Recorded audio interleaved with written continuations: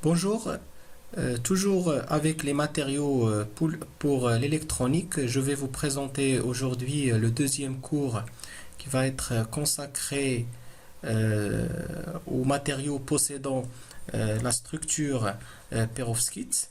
Ce sont des matériaux très utilisés dans les condensateurs céramiques, exemple de titanate de barium ou bien de BaTiO3. Tout d'abord, qu'est-ce que c'est que la structure perovskite? C'est une structure cubique à face centrée.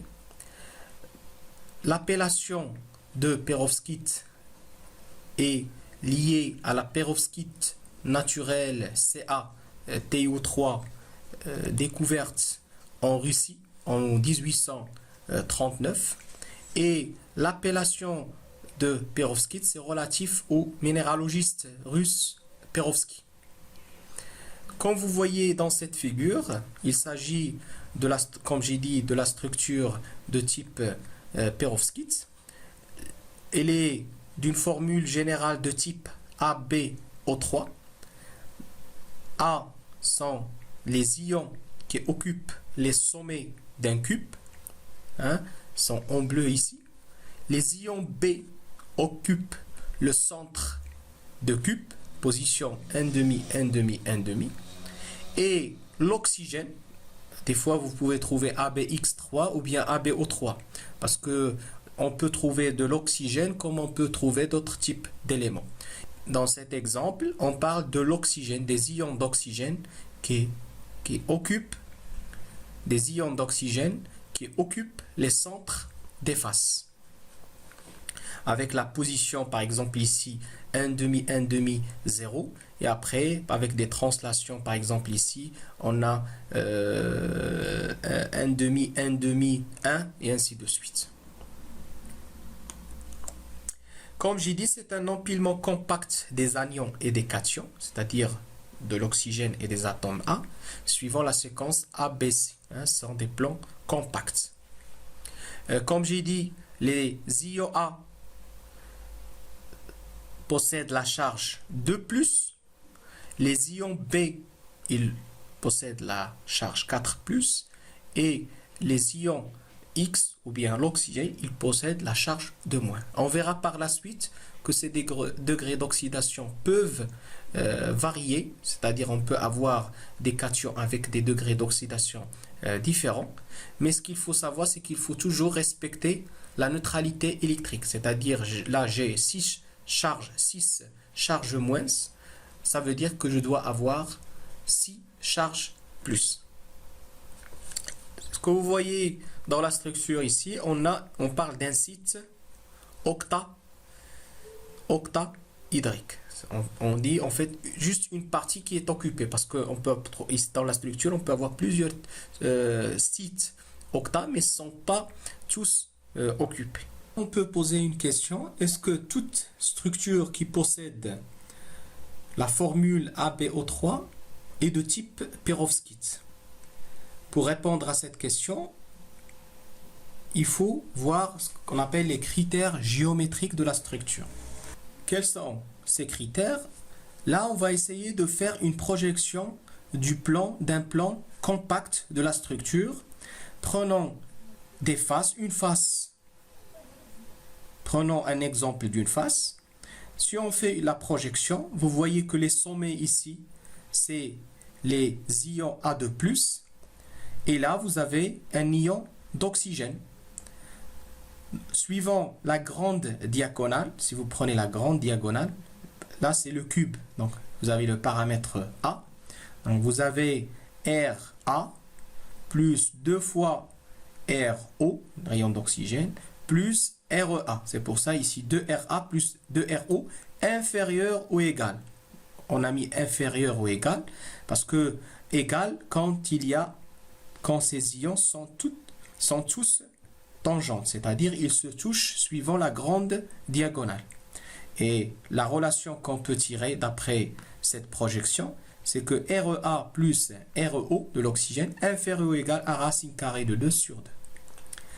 Maintenant, on va essayer d'établir une relation qui relie le rayon d'oxygène et les rayons des ions B, c'est-à-dire l'ion qui est occupé ou bien qui occupe le centre de Q.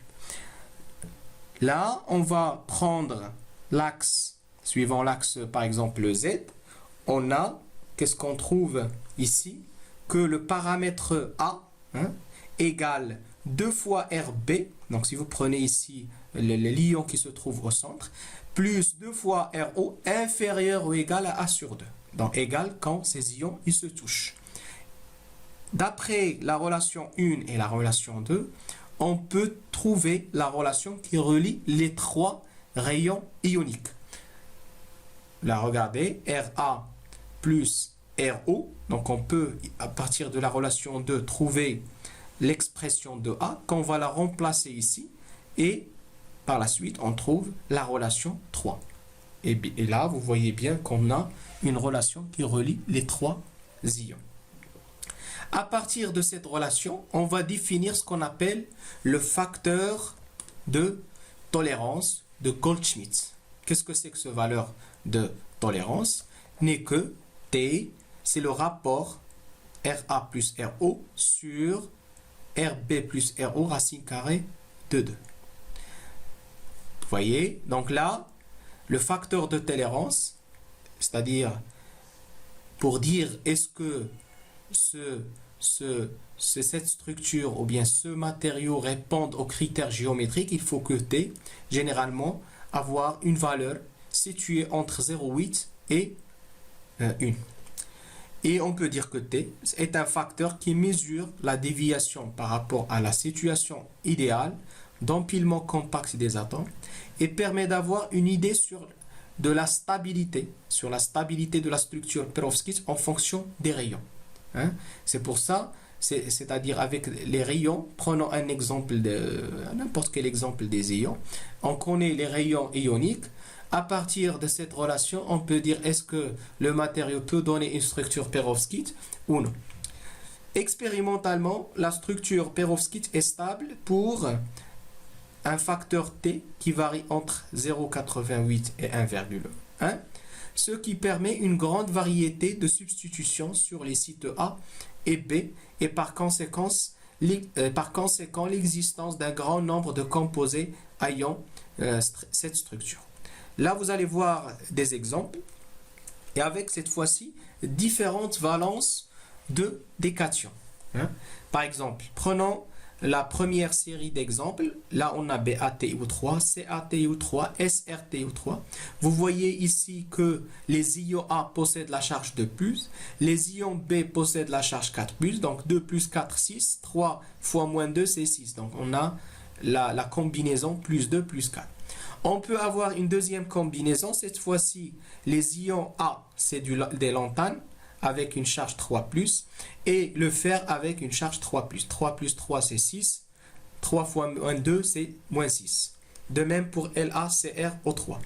Troisième exemple, le cas où vous avez des ions A de charge 5+, et des ions B de charge 1+. Niobium 5+, et lithium 1+.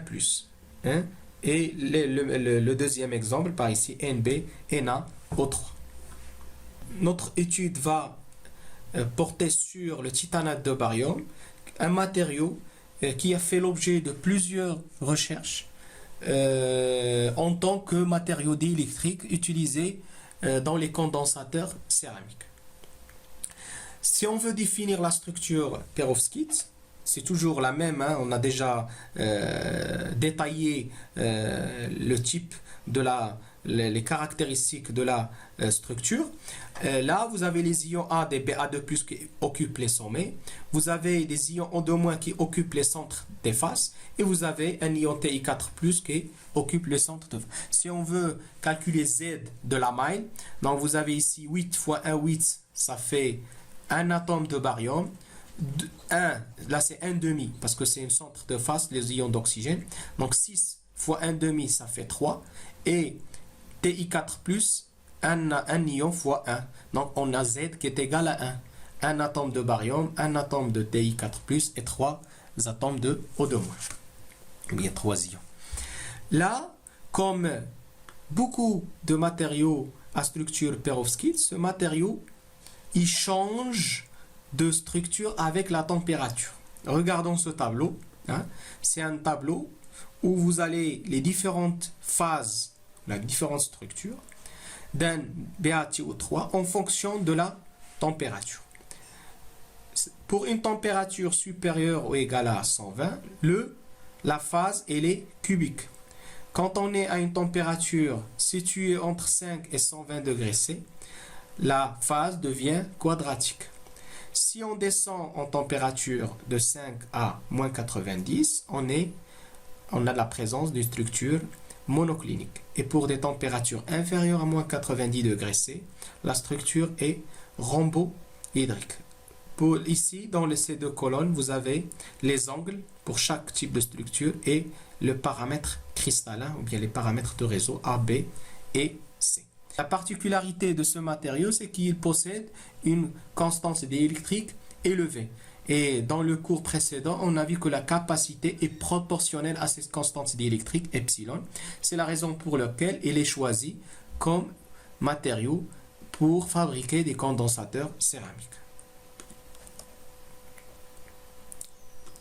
Dans ce cours, on va s'intéresser aux deux types de structures, la structure cubique et quadratique. Et d'ailleurs, ce sont deux structures simples à étudier parce que, vu les paramètres de Mail, pour la structure cubique, A égale à B égale à C et alpha égale à bêta égale à gamma, égale à 90 degrés. La différence avec la structure quadratique réside seulement dans le paramètre C. C'est pour ça que vous avez ici A égale à B, différent de C. Là, l'objectif, c'est on va essayer de voir ce qui se passe entre le passage de 120 degrés C à une température inférieure. Hein, on a un changement de la structure. Voilà, si on veut voir plus clairement les deux structures, vous voyez bien qu'on a à une température inférieure à 120 une structure cubique. Pour T inférieur à 120, on a une structure quadratique. Et c'est là où il existe l'intérêt de ce matériau. Quand on est à des températures supérieures à 120, on parle d'une structure centrosymétrique. Qu'est-ce que ça veut dire centrosymétrique? Parce que ici, le centre des charges plus, hein, si on regarde ici les charges plus, on a les BA de plus qui sont situés au sommet avec le centre, c'est au centre du cube, et vous avez TU4+, le centre aussi, c'est pour ça, ici, on a un centre de charge plus qui est situé au centre du cube. Pour les charges moins, de même, les oxygènes, ils occupent les milieux des faces, et le centre des charges moins, il est situé toujours au centre du cube. Donc, pour cette structure cubique, on dit que le centre des charges plus est confondu avec le centre des charges moins, et on parle d'une structure centrosymétrique avec l'absence d'un moment dipolaire. Rappelez bien, on a déjà vu qu'est-ce que c'est qu'un moment dipolaire. Ça veut dire ici, dans ce cas, les centres de charge sont confondus. Donc, on ne peut pas parler d'un moment dipolaire. Maintenant, regardons ce qui se passe dans le cas de BaTiO3, mais avec une structure quadratique. Comme on l'avait dit, dans la structure quadratique, on a le paramètre C qui est différent de A et de P. Cette fois-ci, on parle d'une structure non centrosymétrique. Pourquoi? Parce que le centre des charges plus n'est pas confondu avec le centre des charges moins. C'est-à-dire, les deux centres sont séparés d'une distance D et le moment dipolaire égale la charge multipliée par la distance entre les deux dipôles. Et c'est ça qui va donner les propriétés diélectriques avec la présence d'un moment dipolaire. Maintenant, on va voir le passage d'une structure cubique à une structure quadratique. Comment se fait ce passage? Et là, regardons, là c'est la structure. Donc là, vous avez la légende ici, les atomes de barium, les atomes d'oxygène et l'ion de titane. Et ce qu'on va voir, c'est-à-dire quand on va descendre de 120 degrés C à une température plus basse, en fait, on a un déplacement, là, ce que vous voyez, un déplacement de TI4 plus vers le haut avec cette distance. Donc, c'est des distances très faibles, hein, de quelques angstroms. Et le déplacement des ions d'oxygène, c'est-à-dire de centre des phases, vers le bas. Hein. Ça, c'est le déplacement. En fait, ces deux ions, c'est-à-dire d'oxygène, ils se déplacent avec la distance de 0,009 nanomètres. Et les quatre ions d'oxygène, ils se déplacent vers le bas avec une distance de 0,006 nanomètres. Donc ce déplacement va mener à l'apparition d'un moment dipolaire. Et c'est la raison pour laquelle que le BaTiO3 possède ce moment dipolaire à des températures inférieures à 120 degrés C.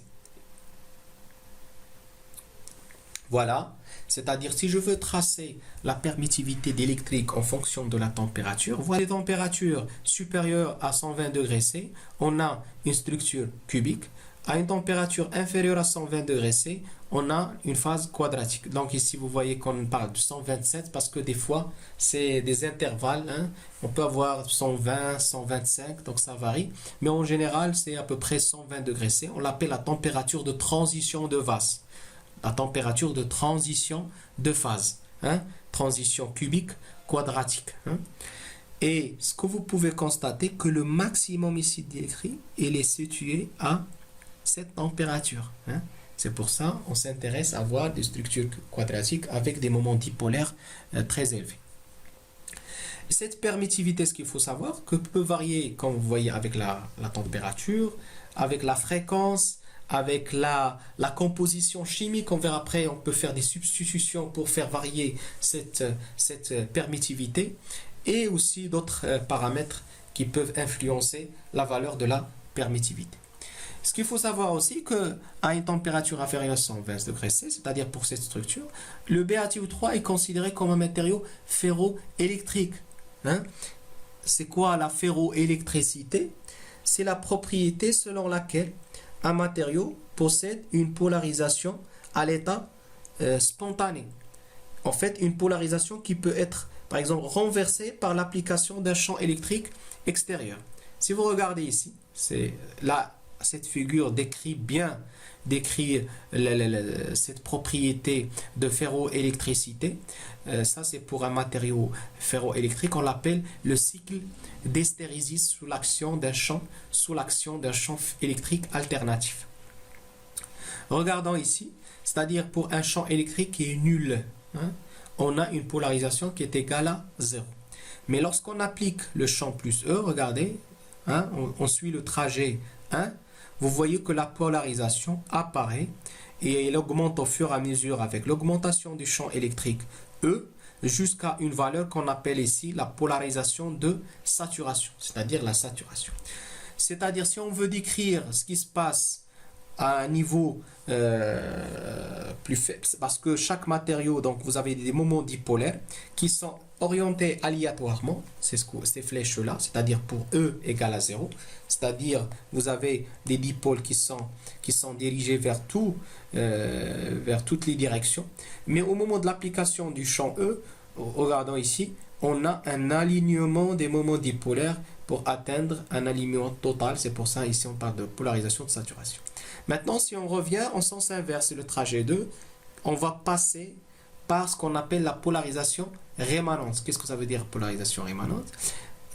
On a une polarisation qui règne même si le champ appliqué est égal à 0. Hein? On a toujours la présence du plan, mais cette fois-ci avec un champ électrique qui est égal à 0. Si on continue à appliquer le champ en sens inverse, on va passer par ce qu'on appelle moins EC, c'est le champ coercitif. C'est quoi moins EC? C'est le champ qu'il faut appliquer pour annuler la polarisation. Parce que pour cette valeur, vous avez P égale à 0. Et donc, si vous continuez à tracer cette courbe, ça donne ce qu'on appelle le cycle d'hystérésis. Caractérisé par les champs coercitifs, sont les champs qu'il faut appliquer pour éliminer ou bien pour annuler la polarisation. Et caractérisées par PR et moins PR, sont les polarisations rémanentes, c'est-à-dire qui règnent même si on a un champ électrique qui est égal à, qui est nul. Hein, sans appliquer le champ, vous avez une polarisation rémanente. Revenons à notre structure, toujours bien notre matériau BaTiO3. Comme j'ai dit, il est utilisé dans les condensateurs. Donc, grande capacité proportionnelle à epsilon, bien sûr à la surface et inversement, on a déjà vu ces grandeurs. Et pour les BaTiO3, comme vous voyez, ils possèdent des valeurs élevées de epsilon R à 120 degrés C. La question qu'on peut se poser, c'est que est-ce qu'il est possible d'avoir des epsilon R élevés, mais à des températures ambiantes plus basses, hein? Parce que là, vous voyez bien, pour atteindre des valeurs de epsilon R, il faut chauffer le matériau. La question, est-ce qu'on peut rendre ce matériau avec des grandes permittivités, mais à des températures plus basses? La réponse est oui. Hein? C'est grâce à ce qu'on appelle la substitution partielle, c'est-à-dire faire des solutions solides. En fait, le fait de remplacer, c'est un exemple, remplacer le baryon par des ions de petite taille, par exemple SR2+, ça permet de diminuer le volume de la maille et aussi diminuer la température de transition. Et la courbe montre bien cet effet. Là, vous avez en noir, c'est le BaTiO3 et en rouge, c'est le Ba dopé strontium. Regardez ici. Un maximum de permittivité a été atteint à des températures plus basses. Donc, c'est un moyen ici pour augmenter la permittivité électrique, parce que là, c'était un exemple. On peut avoir des valeurs similaires ici pour epsilon R, mais on peut avoir des grandes valeurs de permittivité grâce à des matériaux dopés. C'est l'exemple que vous voyez ici. Donc, là, c'est du BaTiO3 dopé au lantane. Ça, X égale à 0, ça veut dire BaTiO3 pur. Vous voyez que la température de transition de vase, elle est à peu près située entre 120 et 130 degrés C. Là, c'est la valeur de permittivité relative. Il est à peu près ici 3500. Mais au fur et à mesure, on dope avec le lantane. Donc ici, pour X égale à 0,03, 0,05, vous voyez que la permittivité augmente pour atteindre des valeurs très élevées, proches de 10 000. Et de même, on baisse la température de transition. Par exemple, ici, elle est de 60. Là, on est proche de l'ambiance, inférieur à 20 degrés C. Et là, même largement inférieur à 0 degrés C. Là, c'est un moyen, comme j'ai dit, pour augmenter les permittivités, les constantes électriques et aussi pour abaisser la température de transition de phase. Après cette description de la structure et comment évoluent les propriétés et comment évolue la permittivité électrique en fonction de la température et aussi de la substitution, je vais vous montrer comment peut-on élaborer une poudre de BaTiO3 par voie solide. Parce que, pourquoi ici je cite voie solide? Parce qu'il y a d'autres méthodes de synthèse. Par exemple, il y a synthèse par coprécipitation, c'est une voie liquide. On utilise de l'éthanol ou d'autres solutions pour élaborer de BaTiO3. Ici, c'est l'une des méthodes les plus simples, vous allez voir, parce que en termes de matières premières, on a besoin des carbonates de baryon, BaCO3, de l'oxyde de titane, faire un chauffage entre 800 et 1100 degrés C, ça va donner le BaTiO3 plus CO2. Donc CO2, c'est la décomposition des carbonates. Donc il va donner BaO plus CO2. Donc il se dégage. BaO il réagit avec avec le TO2 pour donner le BaTiO3. Donc c'est très simple. Il suffit en premier temps calculer la masse, donc le nombre de moles en utilisant les nombres de moles. Donc n égale à 1, n égale à 1, n égale à 1. On peut déduire la masse de BaCO3, supposons on veut fabriquer 10 grammes, donc M égale à 10 grammes. On connaît les masses molaires de chaque composant, donc il est très simple de calculer la masse de chaque oxyde. Après, on pèse, bien sûr. Après le calcul, donc on pèse chaque masse. On mélange le tout dans un mortier. Hein, pourquoi? Pour bien homogénéiser les poudres. Puis, on va mettre le mélange dans un creuset. Donc, c'est pour le placer dans un four. Hein. Et là, vous voyez le cycle thermique. Le cycle thermique de cuisson. Donc, c'est pourquoi il faut passer par la cuisson. Donc, ça permet de faciliter la diffusion de la matière et faire la réaction chimique et avoir le BaTiO3. Donc, par exemple, ici, c'est la vitesse de chauffage, 5 degrés C par minute, jusqu'à 1100 degrés C.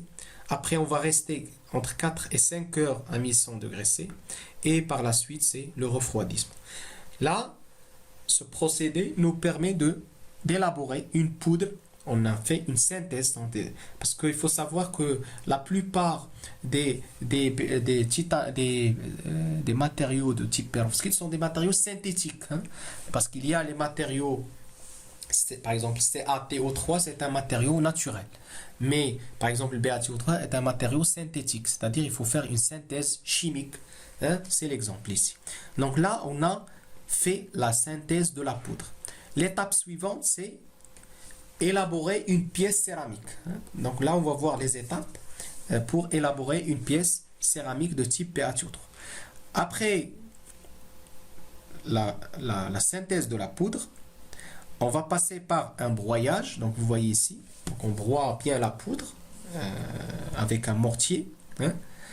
La deuxième étape, c'est le tamisage. Pourquoi le tamisage? C'est pour contrôler la taille des grains. Parce que ça, c'est un paramètre aussi qui peut influencer la permittivité d'électrique.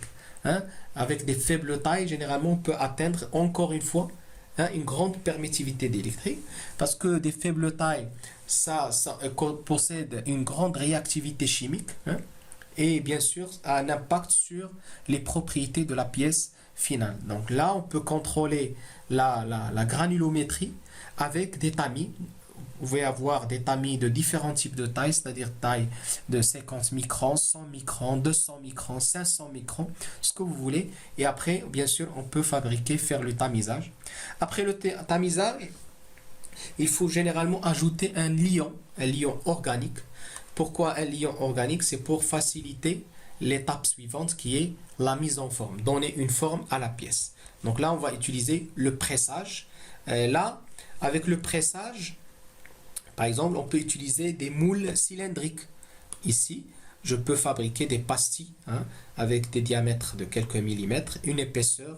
Une fois la pièce est pressée, je passe à l'étape suivante qui est le fritage. Là, c'est un exemple d'un cycle de fritage. Bien sûr, je dis le fritage ou bien un traitement thermique qui sert bien sûr à éliminer la porosité présente dans la pièce pressée. On parle de la densification. Là, c'est un exemple d'un cycle de cuisson. Donc, vous voyez ici, température en fonction du temps. Bien sûr, la vitesse à contrôler, par exemple, 5 degrés C par minute, et ainsi de suite. Là, on contrôle bien sûr le cycle de cuisson. Je répète, toutes ces étapes permettent d'élaborer une pièce céramique de BaTiO3. L'étape importante, l'étape suivante, c'est ce qu'il faut contrôler après le fritage. C'est-à-dire, il faut vérifier si votre pièce est bien fritée. Hein? Comment faisons ça? C'est très simple. D'abord, il faut calculer, parce que là, j'ai pris l'exemple d'une pièce cylindrique. Il faut d'abord calculer la masse volumique de la pièce fritée. Hein? Là, vous avez le diamètre T, l'épaisseur E. Là, on peut mesurer avec les pieds à coulisses. Ça nous permet de donner des valeurs précises du diamètre et de l'épaisseur.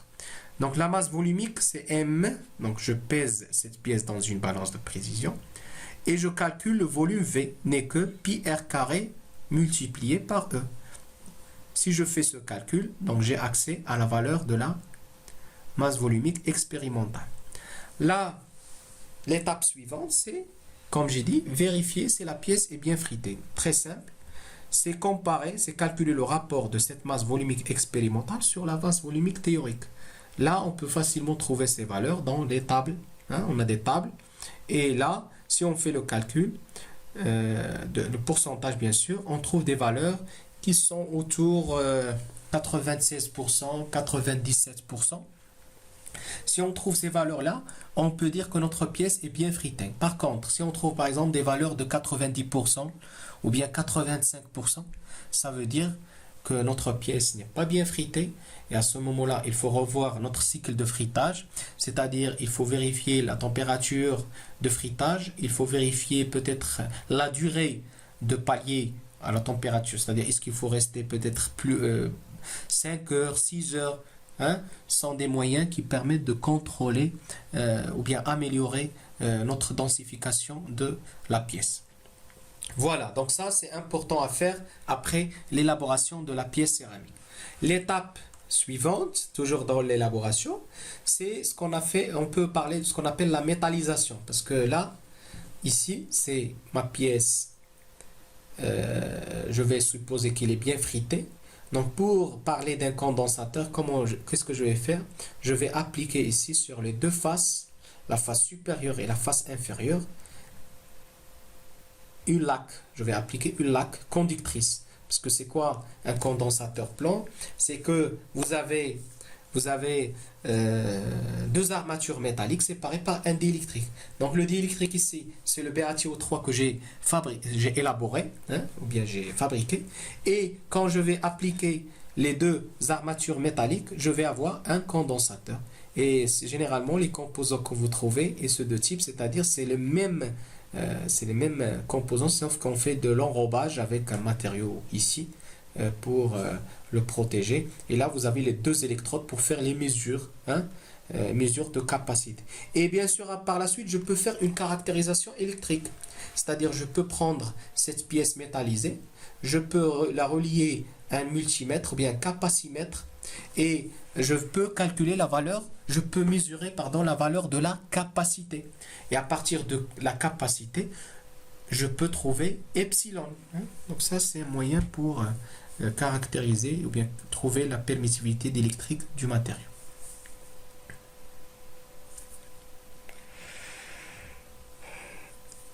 Donc là, jusque-là, c'est un exemple d'un condensateur céramique avec le BaTiO3 comme matériau d'électrique qu'on appelle céramique plan. Il existe un autre moyen pour augmenter la capacité d'un condensateur, ce qu'on appelle les condensateurs multicouches. Cela, ici, c'est comme on essaie d'optimiser le facteur de forme, c'est-à-dire on va essayer d'augmenter la surface S et réduire l'épaisseur E du matériau. Regardez dans cette expression, vous avez C égale à epsilon S sur E. Comme j'ai dit, toujours, si on a des grandes surfaces, ça veut dire qu'on a des grandes capacités, faible épaisseur, grande capacité. Si vous combinez, si vous montez en parallèle des capacités, c'est-à-dire vous avez des condensateurs en parallèle, la capacité équivalente n'est que la somme des CI. Voilà, sur ce principe, on peut fabriquer ce qu'on appelle les condensateurs multicouches. Regardez ici, première couche, deuxième couche, troisième. Pour fabriquer des condensateurs multicouches, il faut préparer des barbotines de BaTiO3. Hein. On parle de coulage en bande. Après, on applique des couches, plusieurs couches. Et sur les extrémités, on va, ce qu'on appelle les électrodes, mettre des électrodes de terminaison. Hein. Donc là, c'est comme j'ai électrode, couche, électrode, couche, électrode, couche. Ça veut dire que j'ai des condensateurs montés en parallèle. Hein. Terminaison, électrode, couche céramique. Hein, ce que vous voyez ici. Et après le dépôt, vous voyez qu'on a des très faibles épaisseurs, 10 à 30 micromètres par exemple. Donc vous avez des kappa assez élevés. Et quand vous avez condensateurs montés en parallèle, vous avez des équivalences importantes. Et après, on passe au fritage, bien sûr. Ce qu'on appelle le cofritage à des températures élevées. Et là, vous avez ce qu'on appelle des pavés. Là, c'est une observation par microscope. Donc, vous voyez le diélectrique et les électrodes. Donc, électrode, diélectrique, électrode, diélectrique, et ainsi de suite. Hein, vous avez des kappa. Et donc, ça permet d'avoir des capacités très élevées.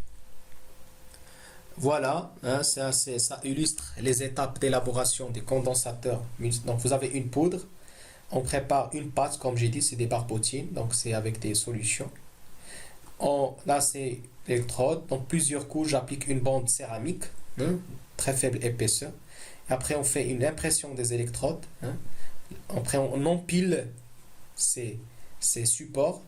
Après, vous avez des pavés. On parle de pavés multicouches. Hein. Après, on va les friter pour les densifier. Et à la fin, vous avez ce genre de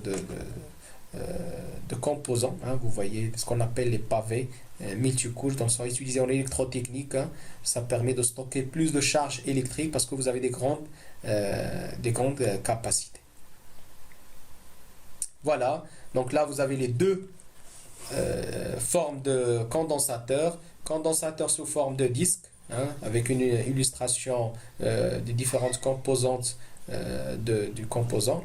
Et là, vous avez le pavé multicouche. Donc, vous voyez ici les électrodes internes avec la bande d'électrique. Et sur les extrémités, vous avez ce qu'on appelle les électrodes de terminaison. Donc là, vous avez un aperçu sur comment fabriquer un condensateur céramique plan et aussi un condensateur céramique multicouche. Et on a bien vu l'exemple de PaTO3. Et pourquoi le choix de PaTO3? Comme j'ai dit, parce que c'est un matériau qui possède une grande permittivité électrique. Sauf que cette constante est à haute température. Donc pour abaisser ou bien bien sûr la température de transition de Wahl et faire augmenter cette constante d'électrique, on opte généralement à la substitution des ions de thiétanate de barium par d'autres éléments chimiques qui permettent bien sûr d'atteindre des valeurs très élevées et par conséquent utiliser ces composants dans beaucoup d'applications, comme j'ai dit, en électronique ou en électrotechnique.